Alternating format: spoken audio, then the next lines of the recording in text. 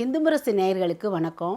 நோய் நாடி நோய் முதல் நாடி அதுதணிக்கும் வாய் நாடி வாயப்பச் செயல் என்ற குரலுக்கு எடுத்துக்கட்டாக வாழ்ந்தவர் டாக்டர் வி சாந்தாம்மா. நோபல் பரிசு நம்ம நாட்டிலே 2 பேர் ஒரே குடும்பத்தில் பெற்றிருக்காங்க. அவங்க யாருன்னா நம்ம சாந்தாம்மாவுடைய சின்ன தாத்தா உலக புகழ்பெற்ற சர் சி வி ராமன் அவங்களும் அவங்களுடைய மாமா சந்திரசேகர் அவங்களும் நோபல் பரிசு பெற்றவங்க. அந்த குடும்பத்தில் பிறந்த நம்ம சாந்தாம்மா 1927ஆம் ஆண்டு மார்ச் 11 மயிலாப்பூரில் பிறந்தாங்க. அவங்களோட கல்லூரி படிப்பு சென்னை எம்பிபிஎஸ் முடிச்சுட்டு எம்டியும் முடிச்சிருக்காங்க. அதுக்கப்புறம் 1 வருஷம் அவங்க என்ன செஞ்சுருக்காங்க, மருத்துவராக வேலைக்கு போயிருக்காங்க.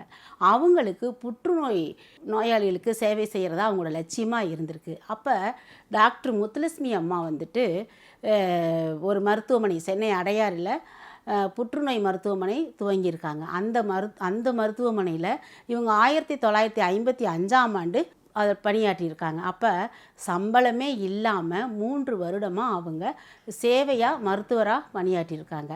அதை அறிந்த அன்னைக்கு கவர்மெண்ட்டு இவங்களை சாந்தாம்மா பார்த்து சந்தித்து பாராட்டு தெரிவித்து Tamil Nadu state government of health அப்படின்ற இதுக்கு டைரெக்டாகவே நியமனம் செய்து அவங்களுக்கு சம்பளமாக 200 ரூபா கொடுத்து அவங்கள பாராட்டு தெரிவித்து அதில் பணி அமர்த்தியிருக்காங்க.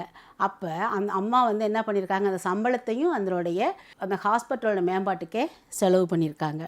அன்னைக்கு இருந்த அரசியல் தலைவர்கள் நம்ம பிரதமர் ஜவஹர்லால் நேரு, இன்றைய பிரதமர் நம்முடைய நரேந்திர மோடிஜி அவர்களும் அவங்களுக்கு அன்றைய கவர்மெண்ட்டு 200 ரூபா சம்பளம் கொடுத்து Tamil Nadu state government of health அப்படின்ற இதுக்கு டைரக்டாகவே நியமனம் செய்திருக்காங்க.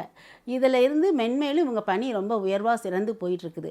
அப்போ அன்றைய நம்ம அரசியல் தலைவர்கள் பாரத பிரதமர் ஜவஹர்லால் நேருல இருந்து இன்றைய பாரத பிரதமர் மோடிஜி அவர்கள் வரையும் பாராட்டு தெரிவிச்சிருக்காங்க. இதில் நிறைய அவார்டு அந்த அம்மாவங்களுக்கு கொடுத்துருக்காங்க.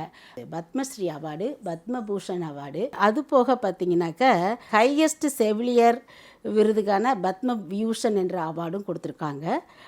மக்ஷேஷே என்ற அவார்டும் கொடுத்துருக்காங்க. இந்த அவார்டெல்லாம் கொடுக்குறப்ப கூட பணமும் கொடுத்துருக்காங்க. அதில் இன்னொன்று பார்த்திங்கன்னா ஔவையார் அவார்டும் கூட அந்த அம்மா வாங்கியிருக்காங்க. அப்படி பார்த்திங்கன்னா இந்த பணமெல்லாம் கொடுத்ததை கூட என்ன பண்ணியிருக்காங்க, அந்த மருத்துவமனையோட மேம்பாட்டுக்காகவே செலவு பண்ணியிருக்காங்க.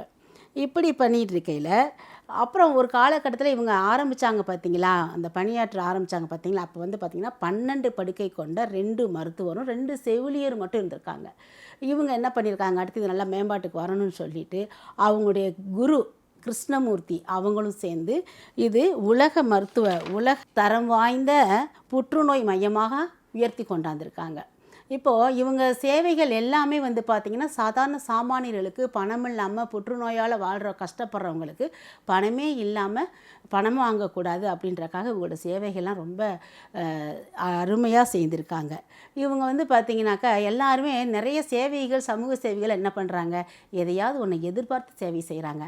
ஆனால் நம்மளுடைய மருத்துவர் சாந்தாம்மா எதையுமே தன்னலம் கருதாத, எதையுமே எதிர்பார்க்காம ஒரு அர்ப்பணிப்போடு சேவை செய்திருக்காங்க. 2021 ஜனவரி 19 அவங்க மூச்சுத்திணறல் காரணமாக இறந்துட்டாங்க. பிறப்பு ஒரு சம்பவம், இறப்பு ஒரு சரித்திரம் சொல்லி மருத்துவ உலகம் மட்டுமல்ல ஒட்டுமொத்த உலகமே ஆழ்ந்த சோகத்தில் இருந்ததுங்க இவங்களுடைய இறப்பு.